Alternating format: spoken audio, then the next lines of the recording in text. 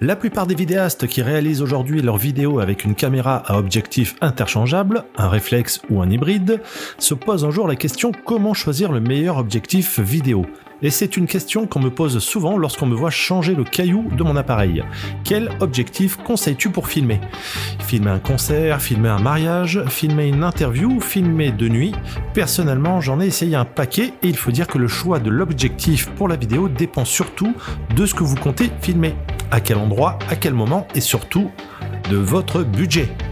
Alors au sommaire, on va voir les fixes variables pour les micros 4/3, les montures, la monture Fuji X, la monture Canon EF, EFS et EFM, la monture Sony E, la monture Sony A qui est en train de disparaître, les montures pour Nikon et les objectifs anamorphiques. Alors avec mon ancien Sony, j'avais 3 objectifs pour la vidéo dans la sacoche de mon appareil. Un objectif pour donner un cachet particulier à mes vidéos, qui est un focal fixe, un Sigma 30 mm f1.4, un vieux Canon FD 50 mm f1.4 qui devient 75 mm sur un APS-C. Donc je l'utilisais avec une bague d'adaptation et il m'offrait un bokeh magnifique sur des plans fixes mais dont la mise au point est manuelle. Un Sigma 16 mm f1.4 qui devient un équivalent 24 mm en full frame. Il ne quittait quasiment pas mon A6300 tellement il est excellent. J'ai d'ailleurs tourné mon dernier court-métrage uniquement avec cet objectif et j'ai repris le 30 mm pour mon Fuji X-T4. Alors il y a une approche différente pour la vidéo. La plupart des tests sur internet évoquent les atouts des objectifs pour la photo. On parlera de piqué, d'aberration chromatique, de vignettage, d'homogénéité, de rendu. Alors que pour le choix d'un objectif vidéo, l'approche est différente. Je me souviens lorsque les premiers modèles d'appareils sans miroir sont sortis, comme le Nex VG10 par exemple, les vidéastes cherchaient plus souvent des objectifs qui avaient un cachet particulier, plutôt que des objectifs avec un piqué incroyable ou une homogénéité parfaite. Un manque de piqué ou un vignettage ne dérangeait pas. Au contraire, pour être clair, un objectif moyen en photo, qui n'aura pas un piqué de dingue, pourra être idéal pour la vidéo. Parce que beaucoup de vidéastes cherchent souvent à obtenir un rendu doux, argentique dans leurs vidéos, et même parfois dégradé, loin de l'aspect clinique que certains objectifs proposent. Par exemple, Zack Snyder a filmé une partie de son film Army of the Dead avec un objectif Dream de Canon, qui date des années 60, car il voulait un rendu particulier, très difficile à reproduire en post-prod. Alors objectif vidéo fixe ou variable, il faut noter dans un premier temps qu'il y a 2 sortes d'objectifs, ceux à focale fixe, donc avec lesquels on ne peut pas zoomer, et ceux à focale variable avec lesquels on peut zoomer plus ou moins. Ces 2 catégories ont chacune leurs qualités et leurs inconvénients. C'est pourquoi il faut bien réfléchir avant de faire son choix. Dans ce podcast, je vais donner des conseils d'achat en fonction de la monture de l'appareil et de son capteur, mais aussi des conseils d'utilisation en fonction de la focale utilisée et ses spécificités. Alors pour rapidement expliquer ce que représente le mm à côté du nombre, c'est l'unité de mesure de la focale. Plus le nombre est grand, plus la longueur focale est grande. En gros, plus le zoom est puissant. Plus il est petit, plus le plan est large. Pour parler de l'ouverture maximale de l'objectif, on va raisonner comme ceci. f1.4 et f22 par exemple. Plus le nombre à côté du f est petit, plus le diaphragme peut être ouvert. f1.4 par exemple, plus la lumière entrera. Et donc plus la profondeur de champ sera réduite, arrière ou avant plan flou. Plus le nombre est grand, plus le diaphragme est fermé, f22 par exemple. À noter, les objectifs à grande ouverture comme les f1.4 ou f1.2 sont souvent les plus chers. Choisir le meilleur objectif vidéo en fonction de la taille du capteur. Connaître la taille du capteur de sa caméra est essentiel avant de choisir un objectif, car selon la longueur focale choisie, le résultat ne sera pas du tout le même. Si vous avez un appareil à capteur plein format, un full frame, et que vous prenez un 50 mm par exemple, vous obtiendrez une focale de 50 mm. Par contre, si vous choisissez un 50 mm pour un capteur APS-C, vous obtiendrez un 75 mm. Et sur un capteur micro 4/3, vous aurez une longueur focale d'environ 100 mm. Ça change tout. Pour un capteur APS-C, il faut multiplier par 1,5 la focale pour obtenir son équivalent full frame. Par exemple, 35 mm x 1,5 égale 52,5 mm. Pour un capteur micro 4/3, il faudra multiplier par 2. Choisir le meilleur objectif vidéo en fonction de la monture, ce serait tellement simple s'il y avait une monture standard pour tous les appareils. Mais non, chaque constructeur a sa monture. Ce critère peut aussi jouer lors de l'achat d'un nouvel appareil. Si vous avez un paquet d'objectifs Canon, votre choix pour un nouvel appareil penchera du coup plus facilement vers un Canon. Mais pas forcément, j'y reviens plus loin. Je ne vais pas énumérer toutes les montures existantes sur le marché, mais vous lister les plus connues. La monture Arri PL. C'est une monture qu'on retrouve plus sur les caméras de cinéma, mais qui sont adaptables sur les caméras comme la série Alpha de Sony, comme le A7S3 ou le GH7 via des adaptateurs. Le micro 4/3, c'est la monture qu'on retrouve essentiellement sur les appareils Panasonic, donc GH4, GH5, 5, GH6, GH7 et Olympus. Olympus est d'ailleurs réputé pour la qualité extrême de ses optiques.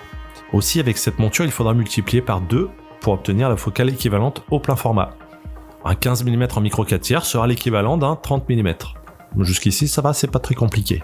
Je vous liste dans la description les 10 objectifs que je conseille pour filmer en monture micro 4/3. Donc il y a du Sigma 16 mm, f1.4, le Panasonic Lumix 14 mm, f2.5. Je vous liste le reste dans la description pour pas faire une vidéo trop longue. Passons à la monture L, la monture native de chez Leica. Elle est désormais l'alliance entre Panasonic, plein format, Leica et Sigma.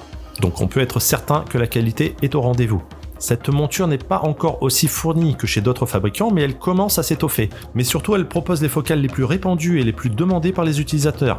Les optiques Panasonic et Sigma étant les plus accessibles en termes de tarifs. 3 optiques réputées en vidéo, le Panasonic 24 mm f1.8, le 35 mm Panasonic avec la même ouverture et le Panasonic 50 mm, pareil en f1.8. Passons à la monture Fuji X, monture pour les boîtiers hybrides de Fuji comme le X-T3, X-T4, X-T5, X-H1 ou le dernier X-H2S par exemple. Fuji a ouvert en mai 2020 cette monture aux constructeurs tiers, ce qui signifie que d'autres optiques, souvent moins chères et à qualité équivalente, voient le jour tout en profitant des caractéristiques des boîtiers Fuji. Ainsi, Sigma a sorti ses 4 optiques phares destinées au format APS-C, mais aussi Tamron avec son optique 18-300 mm, déjà réputée pour sa qualité optique et son autofocus réactif. Ce qui n'était pas le cas avant, les rares optiques X de constructeurs tiers ne communiquaient pas avec le boîtier, excepté les Viltrox. Il n'y avait pas de mise au point automatique ni de données EXIF sur les fichiers. Bon à savoir, parmi les objectifs Fuji, ceux qui ont une ouverture f2.0, donc les 16, 23 et 35 mm, ont un meilleur autofocus et sont plus silencieux que ceux en ouverture f1.4 qui sont moins récents et qui étaient moins adaptés à la vidéo lors de leur sortie. Je vous liste les meilleurs objectifs pour la vidéo en monture Fuji X dans la description de la vidéo. La monture Canon EF, EFS et EFM. Cette monture est très connue des canonistes, la différence étant que la gamme EF est dédiée aux appareils à plein format. Alors que les gammes EFS et EFM, plus récentes, sont pour les appareils à capteur plus petits comme l'APS-C. Si vous avez un appareil à capteur APS, vous pouvez vous équiper des 2 modèles. Mais si vous avez un appareil plein format, il est déconseillé de prendre un objectif EFS, sinon vous obtiendrez du vignettage tout autour de votre cadre. Je vous liste les meilleurs objectifs pour filmer en monture Canon EF et les meilleurs objectifs pour la vidéo en monture Canon EFM. La monture Sony E et EFE. Cette monture est récente, a été conçue pour les appareils de la gamme NEX et les derniers Alpha A7S, A7S3, A6600, etc. de chez Sony. Même chose que pour la gamme Canon, la gamme E est pour les capteurs APS-C et la gamme E-FE est pour les capteurs full frame. Je vous mets dans la description la même chose, les meilleurs objectifs pour Sony pour filmer en monture Sony APS-C. Il y a évidemment parmi ceux-là le Sigma 16 mm f1.4, le Sigma 30 mm f1.4 et je vous liste le reste dans la description. Si vous possédez des objectifs à monture A et que vous n'avez pas forcément envie d'investir dessus dans un nouvel objectif, il existe la bague LA-EA4 qui vous permet d'utiliser vos objectifs tout en conservant la mise au point continue en vidéo. Cette bague est aussi bien compatible avec les full frame qu'avec les APS-C. La monture Sony A, une monture intéressante si vous avez un appareil Alpha qui ne vient pas juste de sortir, car lorsque Sony a racheté Minolta, il a du coup rendu compatible avec ses appareils toute une gamme d'objectifs de qualité. Même des anciens, qu'on peut trouver sur internet d'occasion. Ils ont souvent une bonne qualité d'optique, même si vous perdez certains automatismes sur certains modèles. Le meilleur objectif pour filmer en monture A, le 35 mm f1.8 SAL35 f18. Je l'ai utilisé pour le tournage d'un de mes courts-métrages. Les objectifs Nikon E, F, Nikkor ou Z. L'histoire est assez longue pour expliquer le changement de nom entre les gammes E, F et Nikkor, car il y a eu la gamme E qui représentait l'entrée de gamme et Nikkor, le haut de gamme, aujourd'hui la gamme F. Les baïonnettes sont apparemment compatibles, mais n'ayant jamais filmé avec un Nikon avant de tester le Z6, je n'en mettrai pas ma main à couper. Sinon, sachez juste que la mention DX sur l'objectif indique la compatibilité avec un capteur APS-C, alors que la mention FX, qui ne figure pas sur l'objectif, est compatible avec un plein format. Il existe maintenant la nouvelle monture Z depuis l'arrivée sur le marché des Z6 et Z7, ainsi que leur bac d'adaptation FTZ2. Les meilleurs objectifs pour filmer en monture Nikon Z. Je vous mets les liens des meilleurs objectifs pour filmer en monture Nikon Z dans la description. Les objectifs anamorphiques pour le look ciné. Cette catégorie d'objectifs s'adresse essentiellement aux réalisateurs qui veulent donner un look cinéma à leurs vidéos. Ces objectifs ont la particularité d'étendre le champ de vision de 33% sur les côtés sans déformer les lignes. Ils permettent une compression optique de l'image qui sera dépliée en post-production. En effet, l'optique n'est pas ronde mais ovale. Et les derniers hybrides sur le marché, comme par exemple le Panasonic S5 II, peuvent accueillir certains de ces objectifs anamorphiques. Encore plus fort, certains fabricants comme Panasonic proposent la prise en charge native des objectifs anamorphiques dans les réglages de leurs appareils. La marque Sirui, par exemple, propose une gamme plutôt accessible, surtout quand on connaît le prix d'un objectif cinéma. Ces optiques permettent aussi d'avoir un bokeh ovale, qu'on retrouve en général dans les films, et surtout ces fameux flares, ces lignes bleues sur les sources de lumière caractéristiques des objectifs anamorphiques. Si vous souhaitez tourner un court-métrage ou donner un vrai look ciné à vos productions, c'est le type d'objectif qu'il vous faut. Je vous liste les modèles dans la description, car il y en a pour la monture micro 4 tiers, la monture E, la monture X, la monture Z et la monture Canon EFM. Le choix des focales, les objectifs à focale fixe. Comme mentionné plus haut, les objectifs à focale fixe sont ceux où concrètement le zoom, c'est vous. En effet, il faudra soit se rapprocher ou soit s'éloigner de son sujet selon la focale que l'on possède pour obtenir le résultat que l'on souhaite. Cela peut donc être un inconvénient pour beaucoup. Mais en contrepartie, ces objectifs offrent souvent un bien meilleur piqué et une qualité optique qu'un objectif à zoom et surtout une plus grande ouverture. Qui dit plus grande ouverture dit plus de possibilités de jouer avec la profondeur de champ. Et également filmé par faible luminosité sans trop augmenter la sensibilité ISO. Les focales les plus utilisées en vidéo sont les suivantes. Les 16 ou 18 mm, aussi appelés grand angle, ils sont parfois vendus en pack avec les appareils. C'est l'objectif qu'on utilise lorsqu'on souhaite filmer des paysages, des groupes, lorsqu'on se retrouve dans un endroit plutôt étroit, parce qu'il permettra de filmer très largement sur les côtés. En dessous de 10 mm, on tombe dans la catégorie des fish eyes. Votre image sera très courbée et vous verrez presque derrière vous. Le 30 ou le 35 mm, c'est un des objectifs dont je ne me sépare plus. Le mien est un 30 mm f1.4. J'alterne en fait avec le 16 mm. Je me régale à faire ressortir les sujets que je filme en jouant avec la profondeur de champ. Il est également super pour filmer les soirées sans utiliser de lampe torche. Avec un capteur APS-C, c'est l'équivalent d'un 50 mm plein format, c'est-à-dire la focale qui se rapproche le plus de la vision humaine. J'avais réalisé un court-métrage essentiellement avec un 35 mm f1.8 sur un Alpha 57 et le rendu est unique. Je vous mettrai le lien dans la description. Le 50 mm. Avant de prendre le 35 mm, j'avais voulu essayer le 50 mm f1.8. Il devient un 75 mm sur un capteur APS-C. Il est souvent peu cher pour un objectif avec une telle ouverture. On peut le trouver pour chaque marque aux alentours de 100-120 €. Il peut convenir à beaucoup de personnes, mais pour mon utilisation, j'avais trouvé la focale peu confortable, car j'étais souvent obligé de reculer pour cadrer ce que je voulais. Même problème lorsque je voulais filmer en marchant, c'était quasi impossible, ça bougeait beaucoup trop. Il peut être parfait dans certaines conditions pour faire de jolies photos, mais pour la vidéo, il risque de souvent poser problème. Pour moi, il n'est pas assez grand angle pour pouvoir se balader avec. Il n'a également pas assez de zoom pour filmer des sujets lointains. Souvent idéal pour les photographes qui veulent faire de jolis portraits, mais pas forcément pour les vidéastes. Les 75 mm et plus, là on commence à rentrer dans la catégorie dite des téléobjectifs. On investit dans ce genre d'objectif lorsqu'on sait qu'on sera loin de ce qu'on compte filmer.